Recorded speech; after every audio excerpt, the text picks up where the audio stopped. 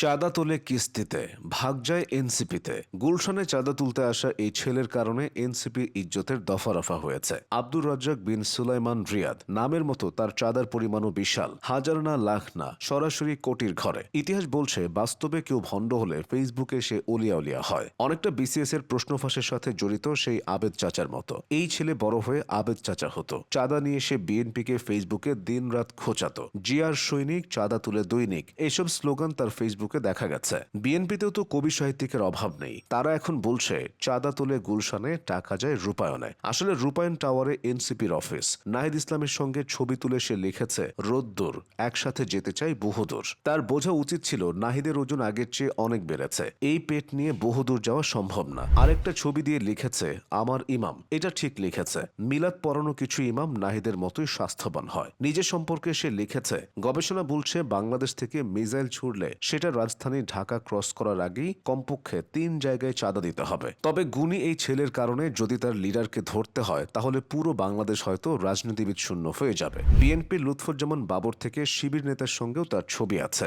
আন্দালিব রহমান পার্থ, খান তালাত রাফি, হাসনাত আবদুল্লাহ কারো সঙ্গে ছবি তুলতে বাকি রাখেনি। স্বরাষ্ট্র উপদেষ্টার সঙ্গেও তার ছবি আছে। এখন স্বরাষ্ট্র উপদেষ্টাকে কে গ্রেফতার করবে? সে বঙ্গবন্ধুকেও ছাড়েনি। মুক্তিযুদ্ধ জাদুঘরে বঙ্গবন্ধুর সঙ্গে তার একাধিক সেলফি আছে। খোঁজ নিলে হয়তো দেখা যাবে ট্রাম্প, পুতিন ও মোদির সঙ্গেও সে ছবি তুলে রেখেছে। চাঁদাবাজি যদি ইন্টারন্যাশনালি হতো, তার কারণে দেশের নাম উজ্জ্বল করত। চাঁদাবাজিতে না পারলে ফটোগ্রাফিতে এই ছেলের ভবিষ্যৎ উজ্জ্বল। অবশ্য যে পরিমাণ আয় সে এতদিন করেছে, ভবিষ্যৎ নিয়ে কখনো চিন্তা করা লাগবে না। একজন পাতি নেতা হওয়ার সব ধরনের গুণ তার ভেতর আছে। চিকন শরীর, সরু গোঁফ, অল্প স্বল্প দাড়ি, গায়ে পাঞ্জাবি, যা একজন আদর্শ পাতি নেতা বা ছিচকে নেতার সঙ্গে মিলে যায়। প্রকৃতি নাকি কখনো শূন্যস্থান পছন্দ করে না। এজন্যই হয়তো বিএনপির চাঁদাবাজির জগতে এদের আবির্ভাব। বিএনপি যদি চাঁদাবাজির ম্যারাডোনা হয়, এরা এতদিনে মেসি হয়ে উঠেছে। বিএনপি চাইলে চাঁদাবাজির অভিজ্ঞতা বিক্রি করতে পারে, মানে চাঁদা নিয়ে কোর্স বানাতে পারে।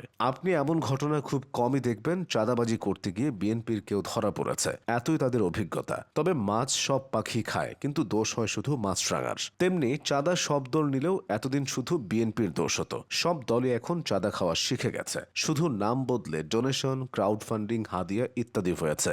বাংলাদেশের নাম বদলে ইউনাইটেড স্টেটস অফ চাঁদাল্যান্ড রাখা যায়। পাঠ্য বইতেও চাঁদার গুরুত্ব তুলে ধরার সময় এসেছে। সমাজবিজ্ঞান বইতে থাকবে মানব জীবনে চাঁদার গুরুত্ব, ধর্ম বইতে থাকবে হাদিয়ার ফজিলত, গণিত বইতে থাকবে পল্টনে 500 টাকা চাঁদা উঠলে 10% লন্ডনে পাঠালে কত টাকা অবশিষ্ট থাকে, বা গুলশানে 1 কোটি ডোনেশন নিয়ে 40% রূপায়ণে পাঠালে কত টাকা অবশিষ্ট থাকে। বাংলা বইতে চাঁদা নিয়ে কিছু রাখার দরকার নেই, কারণ অলরেডি আছে। রবীন্দ্রনাথ যে একজন চাঁদাবাজ, এ কথা অনেকেই জানে না। বুঝেছ উপেন, এই জমি লইব কিনে, তার লেখা 2 বিঘা জমি কবিতায় চাঁদাবাজির আইডিয়া দেওয়া হয়েছে। বেঁচে থাকা অবস্থায় অনেক কবি সাহিত্যিক চাঁদার গুরুত্ব বুঝতে পারেননি। বুঝতে পারলে সুকান্ত ভট্টাচার্য ছাড়পত্র কবিতায় লিখত, শহরে নতুন চাঁদাবাজ, তাকে ছেড়ে দিতে হবে স্থান। হেলাল হাফিজ লিখত, এখন যৌবন যার, চাঁদা তোলার শ্রেষ্ঠ সময় তার। একবিংশ শতাব্দীর শ্রেষ্ঠ পেশা হতে পারে এই চাঁদাবাজি। এআই সব স্কিল দখল করলেও চাঁদাবাজিতে সুবিধা করতে পারবে না। সুতরাং চলে আসুন নেতার পাশে, শুরু করুন চাঁদাবাজি।